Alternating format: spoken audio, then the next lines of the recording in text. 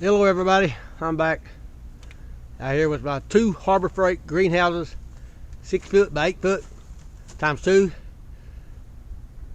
Bought this first greenhouse in the back, set it up on treated lumber, anchored down with rebarb.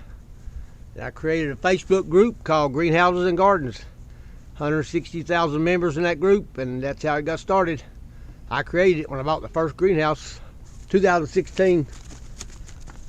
2 or 3 years later, I added another greenhouse, treated lumber, anchored down with 3 foot metal fence posts. Let's go inside. Snow here in northeast Tennessee. Snow still on the roof. These things has held up pretty good. About a week ago, had high winds. Took a lot of shingles off the roof of my house. It's now leaks when it rains. Got to get an estimate to get that fixed, but the greenhouse held up. Anchored down.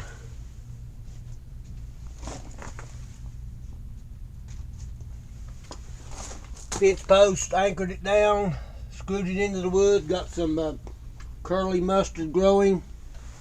Collard greens here coming up in a barrel. My wife planted flowers down here.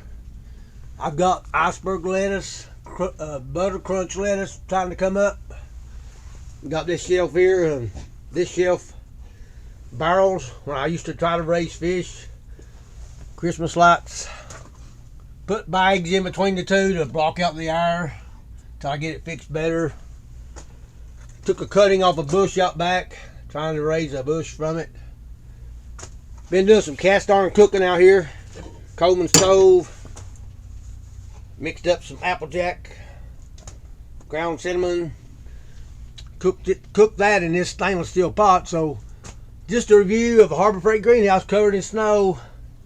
It's held up pretty good for 6 years. Just a short video clip of how a Harbor Freight greenhouse holds up pretty good. Thank y'all for watching.